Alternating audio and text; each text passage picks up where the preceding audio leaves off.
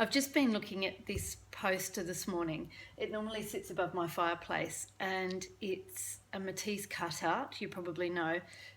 Just a poster working towards the original.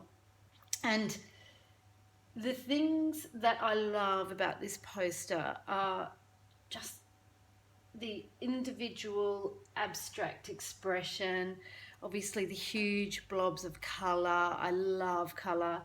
Um, and it has some quite dense meaning, but just to appreciate the individual expression is the reason that I bought it to sit at home.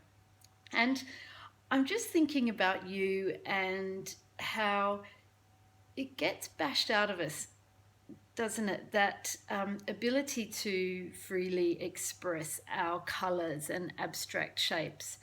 And it's such a sad thing. And when it comes to your job, it's actually really, really crucial to try and maintain that individuality. I was talking to a really dear friend the other day, and I was suggesting that she becomes part of a book club that blogs about books that they've read, because she's a prolific reader, she's a journalist, she's articulate, she calls herself a snarkitect, which I love. She's just so edgy and funny and dry. Anyway, she was a little bit nervous to do it, and it really surprised me because she's been out there in the world as a really successful journalist. But of course, that's what we're all like, isn't it? It just feels hard sometimes to put yourself out there as you, and but Matisse did it. This is a really personal expression, and I've found this incredible thing via LinkedIn. It's a website called leadersanddaughters.com, and it's where female business leaders write letters for their daughters about, just give them advice. And you can't read it without a lump in your throat. It's absolutely beautiful. But back to being yourself in the workplace and how important that is. I see it every day in my office. The people who are most effective are bringing themselves, their worldviews, their own frame of reference, their own experiences to bear, and it makes them so much more effective and attractive.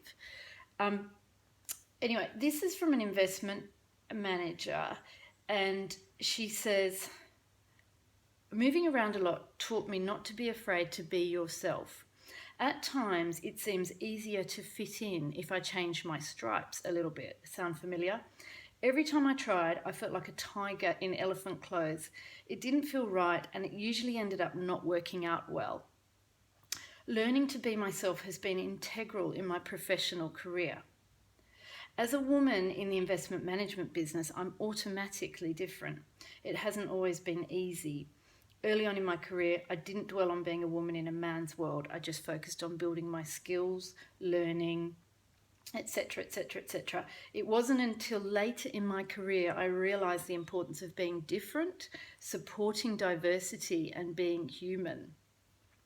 Bringing diversity and a different perspective leads to better investment decisions, and supporting it brings a higher level of satisfaction and sense of accomplishment. Watching younger women, and men for that matter, in my business grow and flourish has given me immense joy. Be true to yourselves and you will have a greater level of success and happiness. Embrace yourselves, be proud of yourselves, and as your great-grandmother says, don't be a sheep. And know that you will always have an army rooting for you. So today, have a look at something colourful around your house, some expression of an individuality, and think, use that as your inspiration. How can you get a little bit more of yourself out into your everyday, not just your working day, but if you're thinking about relaunching your career, so important through the whole process to be you. There's only one of you, and the world needs you.